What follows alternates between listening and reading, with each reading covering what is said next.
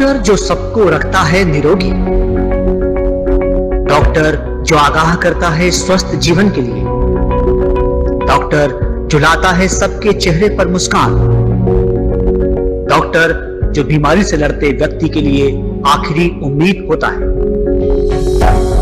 मिलिए प्रदेश के जाने माने डॉक्टर्स से और जानिए अपनी बीमारी का सटीक इलाज। After God.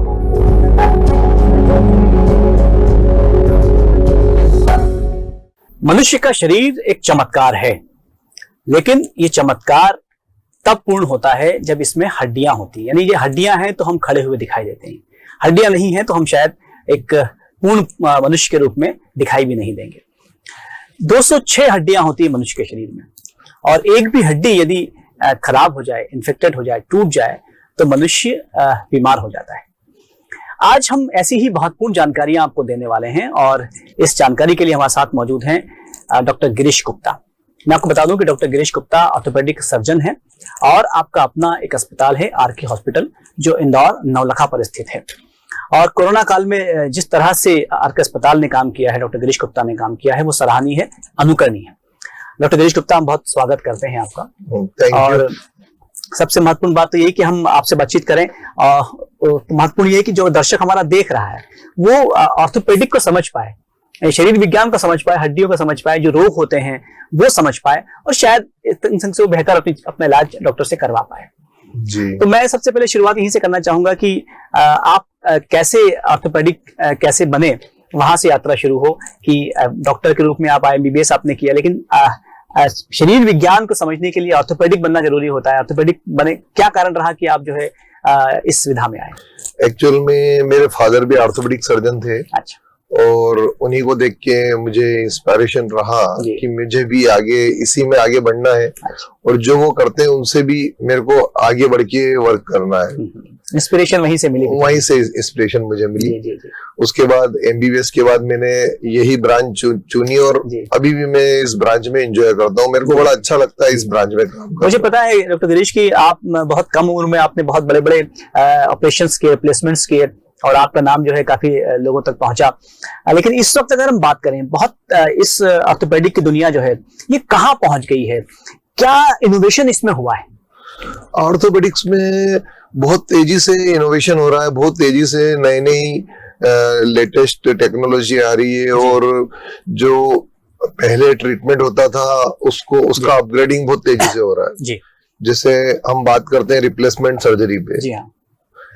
Hip replacement, knee replacement जो मोस्ट कॉमनली होता है। मुझे तो सबसे बड़ा विधा यही है ऑर्थोपेडिक में कि रिप्लेसमेंट्स काफी होते हैं एज के बाद में भी इसकी आवश्यकता पड़ती है। और अभी जो है बहुत सक्सेसफुली और बहुत लेटेस्ट टेक्नोलॉजी से हो रहे हैं, और बहुत ही पेशेंट को जो है एक तरह से देखा जाए तो कॉम्प्लिकेशन रेट बहुत कम हो गया, न के बराबर हो गया, ये भी कहना सही होगा जी। तो रिप्लेसमेंट सर्जरी में मिनिमम इन्वेजिव टेक्नोलॉजी आई है, जो बिना किसी बहुत लंबे इंसिजन की जरूरत उसमें होती नहीं है। छोटा सा एक चीरा लगा के और उसमें नी को रिप्लेस कर देते हैं, हिप को रिप्लेस कर देते हैं। अप्रोचेस भी अलग अलग अप्रोचेस डॉक्टर यूज करते हैं, उस अप्रोच से जो है हिप और नी रिप्लेस कर देते हैं। हम डॉक्टर गिरीश, हम वहां से शुरुआत करते हैं कि रिप्लेसमेंट मूल रूप से कितने प्रकार के होते हैं पूरे शरीर के अंदर? बेसिकली रिप्लेसमेंट का मतलब होता है किसी भी जॉइंट को रिप्लेस करना। उसको जॉइंट की जो सरफेस होती है, जैसे अपन बात करें नी रिप्लेसमेंट, तो नी में जो जॉइंट की 3 सरफेस होती है। पहला फीमर का लोअर एंड, दूसरा टीबिया का अपर एंड, और तीसरा जो है पटेला जिसको कटोरी बोलते हैं। इन तीनों की जो सरफेस होती है, जो नेचुरल सरफेस होती है, उसमें अपन आर्टिफिशियल सरफेस यूज करते हैं। नी के में जो पटेला है, जो लोअर एंड फीमर है, और जो टीबिया है, तीनों के लिए इम्प्लांट आते हैं, और उन इम्प्लांट को लगा देते हैं।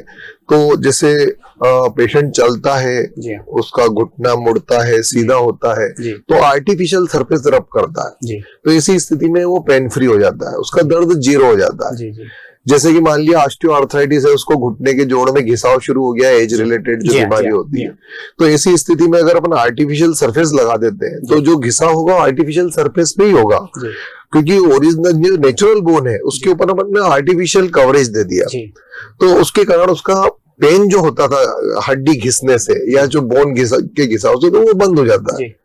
तो ये नी की बात कर रहे हैं। हिप में जो है एक एस्टाबुलम होता है और एक हेड ऑफ फीमर होता है। एस्टाबुलम को अपन हिंदी में कटोरी बोलते हैं, हेड ऑफ फीमर यानी उस कटोरी में जो चलने वाला गोला। तो उसमें भी जो है दोनों ही सरफेस चेंज करते हैं, कटोरी नया डल जाती है, गोला नया डल जाता है। कटोरी में गोला चलता है तो दर्द 0 हो जाता है। इसके पहले कटोरी और गोला अगर घिसे हुए होते हैं तो बहुत पेनफुल होते हैं, पेशेंट चल ही नहीं पाता, और चलता भी तो बहुत पेनफुल होता है।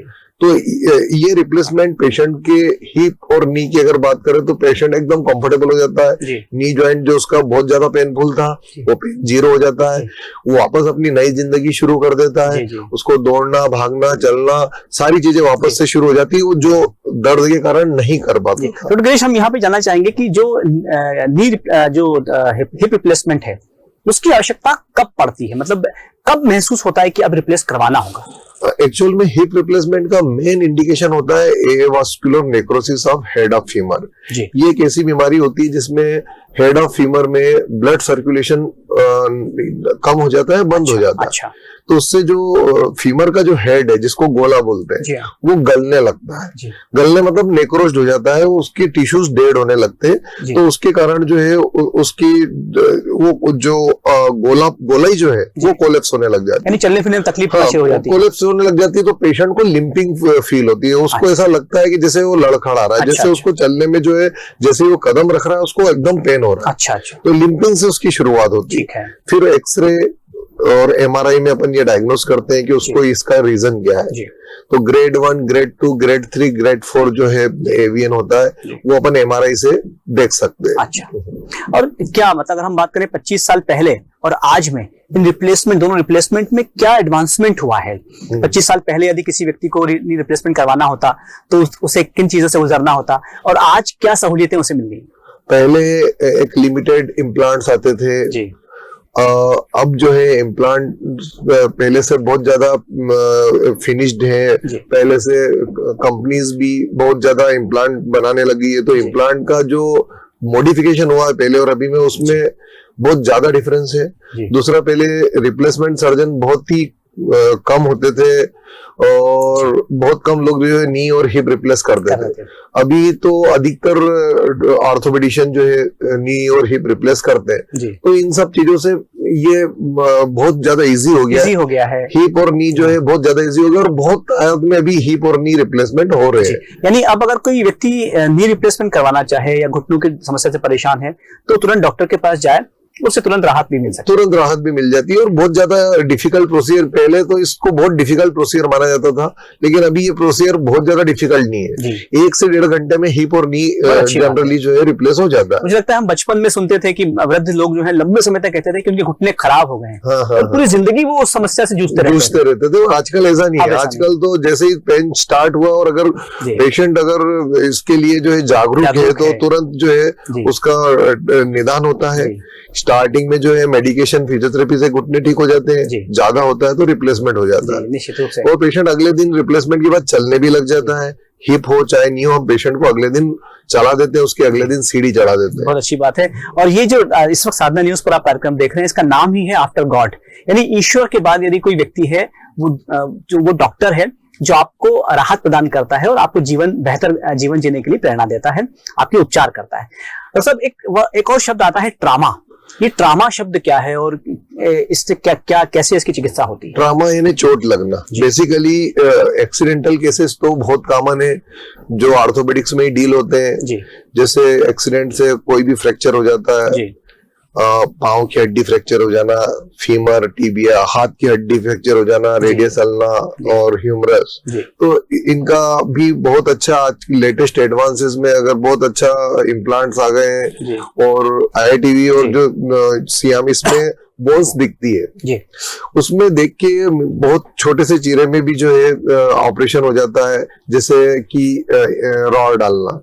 तो आजकल जो है सियाम में या आईआईटी में देख के एक मुश्किल से 1 या 2 स्टिच में वहां से इंसियन लगा के और वहीं से जो है गाइड वायर डाल के और राड डल जाती है। उसमें पहले जो पूरा खोलना होता था वो खोलने की जरूरत नहीं होती है। हाँ, तो ये ट्रामा आजकल बहुत इजीली डील होता है और जितना जल्दी ट्रामा ऑपरेट होता है उतना अच्छे रिजल्ट मिलते हैं पेशेंट। नहीं कि आपको कुछ हुआ है तो आप तुरंत अस्पताल पहुंच जाएं, तुरंत अस्पताल पहुंच जाएं और तुरंत उसका निदान भी हो जाता है, पेशेंट जल्दी रिकवर हो जाता है। मैं बहुत सामान्य शब्दों में यदि पूछना चाहूं तो क्या ये संभव है कि किसी व्यक्ति का हाथ या पैर अलग हो गया हो कट के, क्या वो जुड़ सकता है? डेफिनेटली, ये तो बहुत अच्छा क्वेश्चन आपने पूछा। अगर मान लो हाथ या पैर किसी धारदार हथियार से या फिर किसी शार्प से, अगर शार्प वस्तु से कटा है तो उसके जो स्ट्रक्चर है वो बहुत ऑब्वियस होते हैं, वो बहुत क्लियर दिखते भी हैं, तो रिपेयर करने में दिक्कत नहीं आती, और ऐसा हाथ या पांव जो कटा हुआ है वो जोड़ने में दिक्कत नहीं आती, जुड़ जाता है। लेकिन अगर हम बात करें कि कुचला हुआ हाथ हो या कुचला हुआ पाँव हो तो उसको रिपेयर करने में थोड़ी दिक्कत आती है, लेकिन ऐसा नहीं है कि वो नहीं होता। अगर वो थोड़ी ही मात्रा में कुचला हो तो उसको थोड़ा सा शॉर्ट करके भी अपन जोड़ सकते हैं। इसके लिए प्लास्टिक सर्जन और वास्कुलर सर्जन की भी जरूरत होती है, जो आजकल प्लास्टिक सर्जन, वास्कुलर सर्जन सभी जगह हैं और बहुत अच्छा वर्क भी कर रहे हैं। तो डेफिनेटली कटा हुआ हाथ या फिर पाँव जो है उसके लिए बहुत अच्छे चांसेस हैं कि आजकल बहुत से पेशेंट्स में बच जाता है, जो पहले नहीं बच पाता नहीं था, काटना पड़ता था पहले। जी, काटना पड़ता था, काटना पड़ता जी। क्या आपको कोई ऐसा केस याद है जो आपको लगता था कि वो आपके चैलेंज था और आपने उसे कर दिखाया, हाथ कटने में या फिर? डेफिनेटली, अभी आरके हॉस्पिटल में हमने 2 कटे हुए हाथ जोड़े हैं। एक तो गन्ने की चरखी में आ गया था हाथ, जिससे उसकी हड्डियों का चूरा हो गया था और कुचल भी गया था। लेकिन हमारे साथ प्लास्टिक सर्जन भी थे और मैं खुद ऑर्थोपेडिक सर्जन हूँ, और हमने मिलके जो है उसकी 8 घंटे 10 घंटे तक के लगभग सर्जरी चली और उसका हाथ बच गया। थोड़ा सा 1 इंच हाथ छोटा करना पड़ा हमको, लेकिन वो बच गया। ऐसे ही एक तलवार से कटा हुआ हाथ आया था, वो भी बहुत सक्सेसफुल रहा और पेशेंट दोनों ही ठीक है और दोनों के पूरी मोमेंट भी है। जी, तो सब क्या इसमें ये भी मायने रखता है कि कब पहुंचता है आपके पास? हो सकता है कि वो अगर कुछ समय बाद पहुंचेगा तो शायद वो चीज आप नहीं कर पाएंगे जो समय पे कर पाएंगे। डेफिनेटली, ये तो बहुत मायने रखता है। जितनी जल्दी पेशेंट आएगा और जितनी जल्दी उसकी सर्जरी स्टार्ट होगी उतना अच्छा उसको रिजल्ट मिलेगा। कितना समय लगभग फिर भी आप? 6 आवर्स को गोल्डन आवर्स बोलते हैं। 6 घंटे में सर्जरी स्टार्ट हो जाए या 12 घंटे में भी स्टार्ट हो जाए तो भी जो है पेशेंट को बहुत अच्छे रिजल्ट मिलते हैं। जी। और देखिए, ये कार्यक्रम जो हम आपको अब तक दे रहे हैं, एकमात्र उद्देश्य है कि आप ये समझ पाएं कि कहाँ पे चीजों को आपको समझना है। यदि हाथ आपका किसी का कट गया है या पैर कट गया है, 6 घंटे जो डॉक्टर साहब ने कहा है कि गोल्डन आवर्स होते हैं, यदि उस दरमियान उससे पहले पहुंच गया तो संभव है कि वो हाथ जुड़ सकता है। आप ज्यादा समय लगाएंगे तो शायद वो चीज पॉसिबल नहीं होगा। हाँ, फिर उसमें दिक्कत आ सकती है। हालांकि तो 24 घंटे में भी जो है अपन कोशिश करते हैं और रिजल्ट मिलते हैं, लेकिन जितनी जल्दी होगा रिजल्ट उतना अच्छा रहेगा।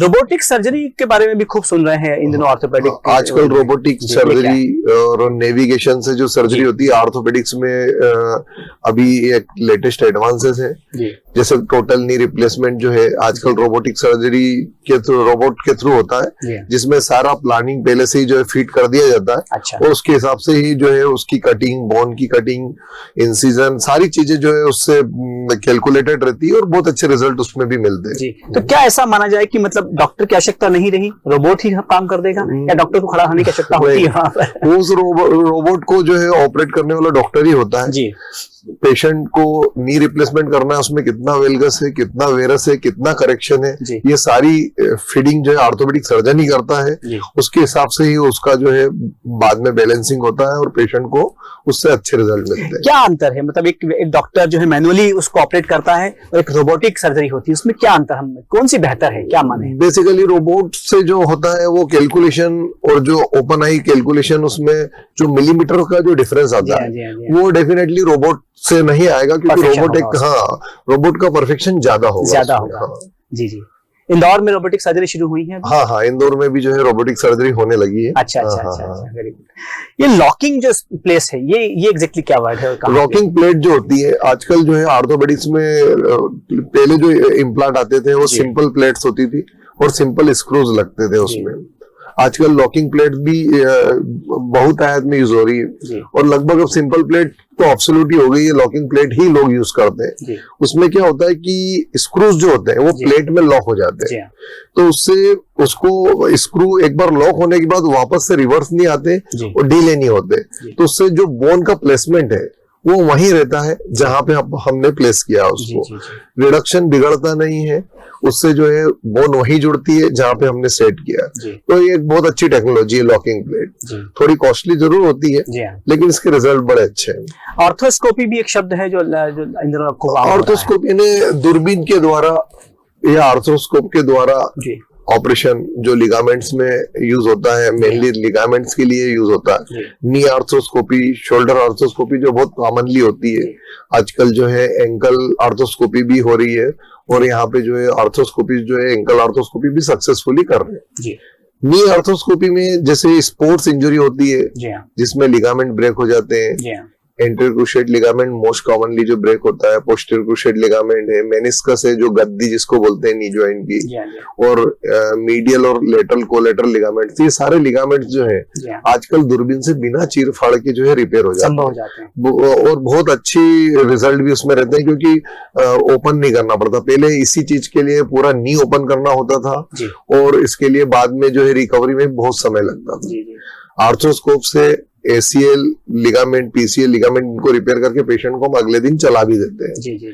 और रिकवरी भी इतनी फास्ट होती है कि पेशेंट जो है 6 मंथ में तो फुटबॉल खेलना शुरू कर देता है। हाँ। और ऐसे ही आजकल जैसे शोल्डर जॉइंट की बात करें तो शोल्डर जॉइंट में भी recurrent anterior dislocation off shoulder most common है। जो एक बार डिसलोकेट होता है शोल्डर तो बार बार होता है क्योंकि कैप्सूल उसका लूज हो जाता है और बार बार शोल्डर निकलने लगता है। तो दूरबीन के द्वारा आजकल बिना चीर फाड़ के वो सर्जरी भी बहुत अच्छे से हो जाती है और पेशेंट जो है बहुत जल्दी रिकवर हो जाता है। यानी बहुत एडवांस जो है ऑर्थोपेडिक की दुनिया हो गई है।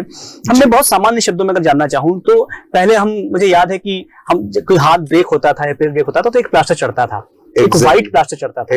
अगर आज हम देखते हैं तो कलरफुल प्लास्टर्स आ गए हैं। ये तो एक छोटी सी बात है। लेकिन क्या इस तरह की और चीजें डेवलप हुई हैं? जैसे आपने एक सीमेंट वर्ड यूज किया था कि जो बॉडी में लगाई जाती है। पहले प्लास्टर की बात करते हैं। पहले पीओपी प्लास्टर, पेरिस का प्लास्टर होता था जो हैवी होता था।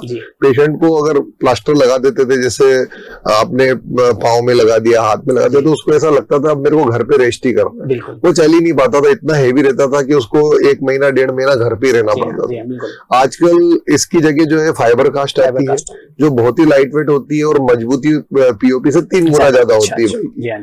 तो पेशेंट उसमें अगले दिन या उसी समय जैसे ही कास्ट लगा के हम पेशेंट को पैदल चला के ही भेज देते हैं। वो उसके नीचे जो है एक कास्ट शू आता है, उस समय कास्ट शू उस साइड कास्ट शू लगा दे, दूसरे अपना शू पहने और खूब वॉक करे, बस पानी अंदर न जाए इतना ध्यान रखें। तो इसका फायदा डेफिनेटली है फाइबर कास्ट का कि लाइट वेट होने के कारण पेशेंट को घर पे रेस्ट करने की जरूरत नहीं होती, ऑफिस जा सकता है, अपना काम नॉर्मल रूटीन वर्क कर सकता है। उसके बाद जो है आप जो पूछ रहे हो एंटीबायोटिक सीमेंट की, एंटीबायोटिक की पोस्ट ऑपरेटिव इन्फेक्शन बड़ा कॉमन है ऑर्थोपेडिक्स में। ऑपरेशन के बाद, चोट लगने के बाद, घाव के साथ अगर हड्डी टूटी है तो इन्फेक्शन के चांसेस होते हैं क्योंकि उसमें धूल मिट्टी अंदर चली जाती है एक्सीडेंट के दौरान या फिर कोई भी गंदगी अंदर चली जाती है तो इन्फेक्शन हो जाता है। पहले इन्फेक्शन से पेशेंट बहुत परेशान होते थे और बाद में हड्डी गलने लगती थी, सड़ने लगती थी और एक तरह से जो है लाइफ उनकी बड़ी परेशानी में निकलती थी। आजकल एंटीबायोटिक सीमेंट भी आ गई है, एंटीबायोटिक नेल्स भी आ गई है। तो उसमें हम क्या करते हैं कि जैसे कोई बोन में इन्फेक्शन हुआ है तो इन्फेक्टेड पार्ट को निकाल देते हैं, डिब्राइडमेंट करके, सिक्वेस्ट्रमी करके उस पार्ट को निकाल के उसको रीमर से क्लीन करके जगह बना के वहां पे एंटीबायोटिक सीमेंट डाल देते हैं। अब एंटीबायोटिक सीमेंट होती क्या है मैं आपको बता दूं कि आजकल ऐसी सीमेंट आती है जिसको अपन एंटीबायोटिक डाल के डिसॉल्व करके उसकी गोलियां बना लेते हैं। वो आधे घंटे में पूरी सॉलिड हो जाती है, उसकी छोटी छोटी गोली बन जाती है। उस एंटीबायोटिक सीमेंट की क्वालिटी है कि 3 से 4 महीने में वो अपने आप धीरे धीरे मेल्ट होके और वहां से खत्म हो जाती है। वहां पे उसका नामो निशान नहीं होता है, 4 महीने में पूरी तरह से डिसॉल्व हो जाती है। लेकिन उस दरमियान वो एंटीबायोटिक रिलीज करती रहती है, बोन के अंदर एंटीबायोटिक रिलीज करती रहती है, तो वहां के जो कीटाणु है, बैक्टीरियाज है, वो मर जाते हैं, पूरी तरह से मर जाते हैं और हेल्दी बोन बनना शुरू हो जाती है। तो इन्फेक्शन खत्म हो जाता है, पीप या पस निकलना बंद हो जाता है और पेशेंट की बोन वापस से हेल्दी हो जाती है। तो एक ऑर्थोपेडिक्स में बहुत अच्छा ये एंटीबायोटिक सीमेंट का जो आया है उससे कई केस हमने किए हैं। पेशेंट दूर दूर से आते हैं और बहुत अच्छे रिजल्ट है, 2 से 3 महीने में पेशेंट एकदम ठीक हो जाता है। हम एडवांसमेंट की बात कर रहे हैं, भविष्य में क्या संभावनाएं हैं आज से 50 साल 100 साल बाद? मतलब ये कहें कि ऑर्थोपेडिक के जो इंजीनियर्स हैं या डॉक्टर्स हैं, जो साइंटिस्ट हैं, वो किस दिशा में काम कर रहे हैं, कहाँ देखना चाहते हैं? जिस हिसाब से लेटेस्ट एडवांसेस ऑर्थोपेडिक्स में अपने को दिख रहे हैं कि पहले ऑपरेशन के लिए पूरी इंसियन लगा के पूरा चीरा लगाना पड़ता था, फिर वहां पे जो है इम्प्लांट डालना पड़ता था। आज केवल 1 या 2 टाके में जो है अच्छा कंप्यूटर में देख के अपन इम्प्लांट डाल देते हैं। तो इस हिसाब से ऑर्थोपेडिक्स का आगे तो फ्यूचर बड़ा अच्छा दिखता है। अब ये तो नहीं बता सकते कि आगे क्या है, लेकिन डेफिनेटली जो है आगे बहुत ज्यादा एडवांसमेंट होना है इसमें, और बहुत तेजी से रिकवरी पॉसिबल है पेशेंट्स की। अच्छी बात है। बहुत कॉमन सवाल अब मैं पूछना चाहूंगा आपसे कि आम व्यक्ति जो होता है वो अपनी हड्डियों को मजबूत कैसे रखे, और चूंकि शुरुआत बचपन से हो जाती है, तो एक बच्चे को हम कैसे क्या खिलाएं, क्या पिलाएं या क्या करें कि उसकी हड्डियां भविष्य के लिए मजबूत हों? देखिए, इसमें सबसे अच्छा दूध और दूध से बनी हुई चीजें जिसमें सारे विटामिन होते हैं। दूध में अगर अपन देखें तो विटामिन सी को छोड़ के सारे विटामिन दूध में मिल जाते हैं। तो बच्चों को दूध पिलाना एक बहुत अच्छा सॉल्यूशन है जिससे बोन्स स्ट्रांग रहे। इसके अलावा विटामिन डी जो बोन में कैल्शियम डिपॉजिट करता है वो भी जरूरी है। तो बच्चों को जैसे आउटडोर गेम्स में भी प्रमोट करना चाहिए, उनको जो है मोटिवेट करना चाहिए कि आउटडोर गेम्स भी खेलें जिससे धूप लगे। धूप से अपनी स्किन में जो अर्गेस्टेरोल होता है विटामिन डी में कन्वर्ट हो जाता है। तो ये एक नेचुरल सोर्स है विटामिन डी का। और इसके साथ साथ जो है अगर अपन बढ़ती उम्र में बात करें तो आफ्टर 40 मेल्स में फीमेल्स में कैल्शियम सप्लीमेंट लेना भी चाहिए साथ में। जैसे विटामिन डी है, कैल्शियम है, इसका सप्लीमेंट अगर ले तो आगे फ्यूचर में दिक्कत नहीं आती। लेकिन वो कब ले? क्या उसके लिए पहले ये देखें कि वो कमी है या नहीं, या वो एज के बाद में अपना लेना शुरू कर दे? जनरली तो एक्सरसाइज रूटीन में जो है मिल्क और आउटडोर गेम्स, इससे ही कैल्शियम विटामिन डी का पूर्ति हो जाती है। लेकिन जैसे हमको लगे कि हमको बैकएक हो रहा है, ऑस्टियोपोरोसिस या ऑस्टियोपेनिया, ये हड्डियों में कैल्शियम की मात्रा कम हो जाने को बोलते हैं। इसकी शुरुआत होती है कमर दर्द से, पंजों में दर्द से। तो अगर हमको ऐसा लगता है तो कमर दर्द के लिए एक्सरे करवाएं, डॉक्टर की सलाह लें, उसके बाद कैल्शियम विटामिन डी स्टार्ट करें। हाँ, वरना तो अपने आप से आप जो है जैसे दूध लेना, एक्सरसाइज करना, ये सारी चीजें तो करते रहे। इसके बाद भी अगर बैकएक है, और महिलाओं में तो विशेष तौर पे आफ्टर 45 जो मेनोपॉज आ जाता है, माहवारी बंद हो जाती है, तो कैल्शियम डिपॉजिट होना बंद हो जाता है। तो उनको कैल्शियम सप्लीमेंट डॉक्टर से सलाह लेके लेना चाहिए। डॉक्टर गिरीश हमसे बातचीत की और बहुत महत्वपूर्ण जानकारियां दी, और निश्चित रूप से ये जानकारियां जो है हमारे दर्शकों के लिए बहुत फायदेमंद होंगी। बहुत सारा धन्यवाद हमसे बातचीत करने के लिए। Thank you very much. तो बहुत सारी बीमारियों के बारे में जाना, और ऑर्थोपेडिक की दुनिया में जो एडवांसमेंट हुआ है उसके बारे में जाना, और यही जाना कि कैसे जो है आप अपने आप को स्वस्थ रख सकते हैं। तो ये कार्यक्रम आप देखिए और कोशिश कीजिए कि ये कार्यक्रम अधिकतर लोगों तक आप फॉरवर्ड कीजिए, ताकि महत्वपूर्ण कार्यक्रम लोग देख सकें और अपने बारे में जान सकें, अपनी हड्डियों की बीमारियों के बारे में जान सकें, कैसे स्वस्थ रहना है ये जान सकें। आप देखते रहिए साधना न्यूज मध्य प्रदेश।